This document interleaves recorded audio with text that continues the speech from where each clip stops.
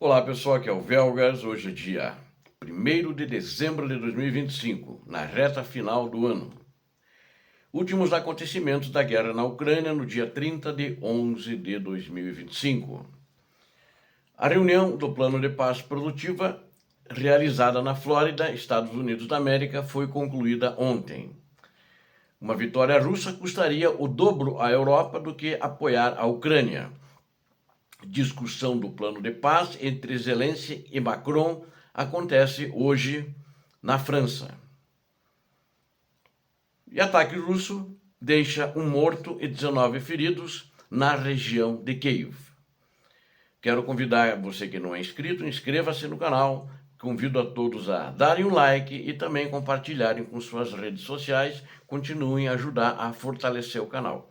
O que vocês veem aqui é a verdade. Peço também que façam seus comentários, que são sempre muito bem-vindos. Muito obrigado.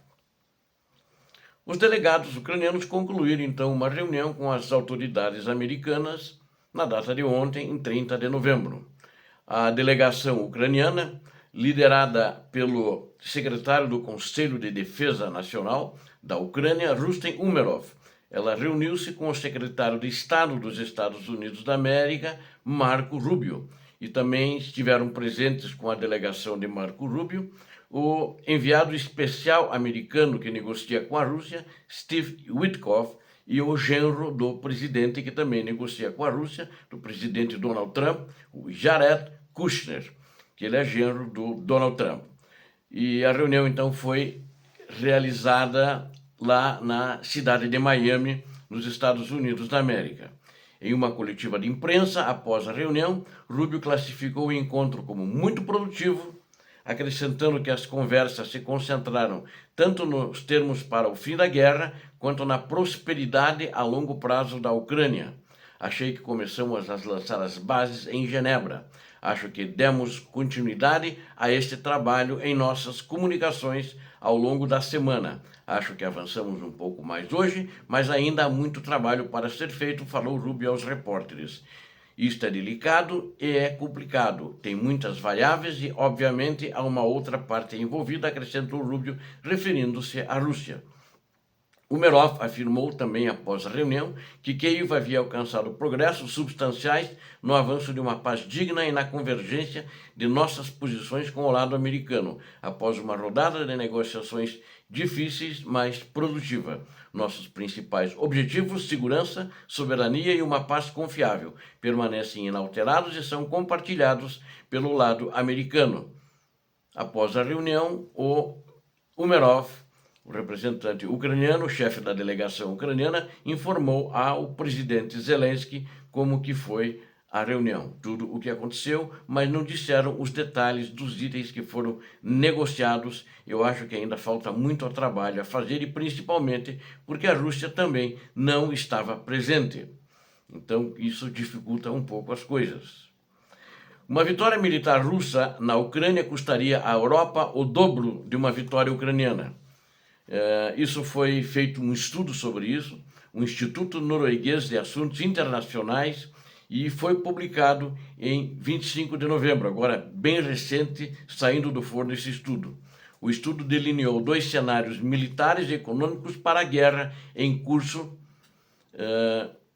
da Rússia na Ucrânia e destacou as opções disponíveis para a Europa, enquanto os Estados Unidos pressionam para um plano de paz que pode ser desfavorável à Ucrânia e à Europa como um todo, mas não quer dizer também que esse plano de paz dá aos Estados Unidos que desfavoreça a Ucrânia, que a Ucrânia vai aceitá-lo. Já sinalizou que não aceitará. Bom, no primeiro cenário proposto pelos pesquisadores, as forças de Moscou continuariam seu avanço gradual, empurrando as tropas ucranianas para oeste em direção ao Dnipro, e elas também avançariam nessa direção. Como resultado de suas vitórias militares, no caso hipotético, o Kremlin forçaria a Ucrânia a aceitar um acordo negociado em termos vantajosos para Moscou. Segundo o relatório, tal resultado representaria uma vitória parcial para a Rússia, dando ao Kremlin influência sobre a orientação política e econômica da Ucrânia, incluindo a adesão à União Europeia e à OTAN. O estudo alertou que, ainda que a Ucrânia poderia perder metade do seu território, enfrentar uma desestabilização política a longo prazo e correr o risco de retrocesso democrático ou mesmo do colapso do Estado, né? E eles também estimariam que numa vitória russa dessa maneira, até 11 milhões de ucranianos poderiam fugir para a Europa, já acrescentando aqueles que estão lá, né? Então seria um número muito grande, né? Isso iria gerar, em termos de custos para a Europa, em torno de 952 bilhões, não, entre 952 bilhões a 1 trilhão de dólares em despesas relacionadas com os refugiados ao longo de 4 anos, pelo menos. Gastos adicionais com defesa para reforçar o flanco leste da OTAN aumentariam os custos totais da Europa. No cenário, então, seriam até 1,8 trilhão de dólares nessas despesas com segurança, que seriam as despesas militares. Após um acordo negociado para a invasão da Ucrânia, a Rússia poderia redirecionar ativos militares para a Moldávia, os Estados Bálticos ou a região nórdica, segundo o relatório. Os governos europeus precisariam reforçar rapidamente as suas defesas e capacidade de dissuasão nos países bálticos e no Ártico, enquanto lidam simultaneamente com a crescente tensão política decorrente da migração e da polarização interna. E no segundo cenário, ou seja, uma vitória ucraniana, que eles também mostraram, o custo associado seria significativamente menor para a Europa, concluíram os pesquisadores. Com o nível certo de apoio, a Ucrânia poderia reconstruir um poder de combate superior, semelhante ao das suas bem-sucedidas contra-ofensivas de 2022, e começar a retomar o território ocupado. Nesse cenário, o ímpeto da Ucrânia no campo de batalha forçaria a Rússia a participar de negociações de paz que salvaguardassem os interesses vitais da Ucrânia. Para facilitar a vitória, a Ucrânia precisaria de um rápido influxo de equipamentos militares. Isso incluiria em torno de até 2.500 novos tanques de batalha, né, tanques de guerra, e de 2 a 3 mil sistemas de artilharia também adicionais. Isso teria que ser aportado em aproximadamente entre 1 a 2 anos. A Ucrânia também precisará de 8 milhões de drones adicionais, além dos que ela já tem, e de todos os tipos de sistema de defesa aérea e mísseis estratégicos. Segundo o relatório do Instituto norueguês, se essas capacidades forem implementadas, a Ucrânia poderá deter os avanços russos, recuperar áreas estrategicamente importantes e restabelecer as condições para a normalização política e a recuperação econômica. Uma vitória parcial da Ucrânia também aceleraria a integração à União Europeia, incentivaria o retorno de refugiados e reduziria os prêmios de risco país para os investidores, ou seja, seria muito mais vantajoso, sem dúvida nenhuma, essa vitória da Ucrânia. Mas para isso os aliados teriam que investir mais, vocês viram, em quantidade de termos de equipamentos, inclusive. E esse cenário, na realidade, ele seria uma redução do número de refugiados, né?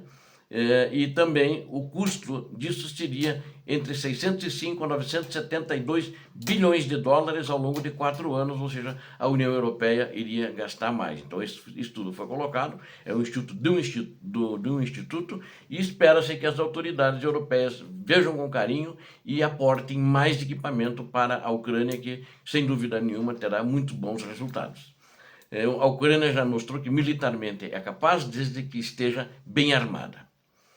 Zelensky e Macron vão fazer uma reunião agora, hoje, né, já, talvez quando muitos de vocês estiverem assistindo este vídeo, eles já estejam fazendo a reunião para discutir o caminho da Ucrânia para a paz.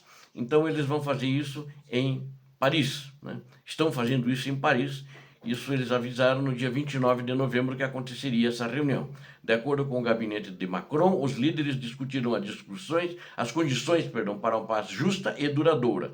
As conversações agendadas ocorrem após representantes americanos e da Ucrânia e da Europa se reunirem em Genebra para negociar pelos Estados Unidos da América. Uma delegação de ucranianos também terminou uma reunião sobre negociações com o lado americano.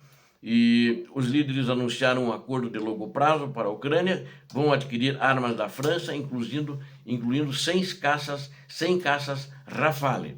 E desde então, os parceiros ucranianos e europeus têm se esforçado para responder à mais recente investida do presidente americano Donald Trump para pôr fim à guerra da Rússia contra a Ucrânia.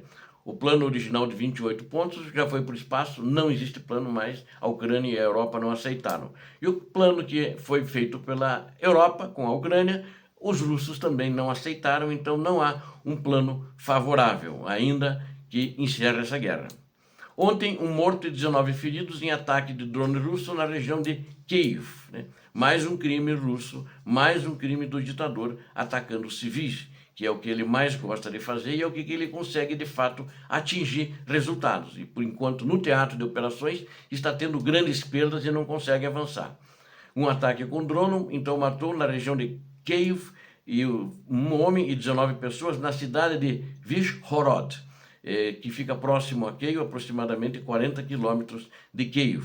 11 pessoas estão hospitalizadas com queimaduras, ferimentos causados por intoxicação, estilhaços e por inalação de fumaça. Um incêndio deflagrou num prédio de apartamentos de vários andares, mas foi já extinto e controlado pelos bombeiros, de acordo com o serviço de emergências. Outros 2 prédios de apartamento e mais 14 casas nessa pequena cidade, um prédio comercial e 7 carros foram danificados. Equipes de resgate, paramédicos e psicólogos estão trabalhando no local. É uma cidade com aproximadamente 40 mil habitantes e fica a 15 quilômetros da capital Kiev.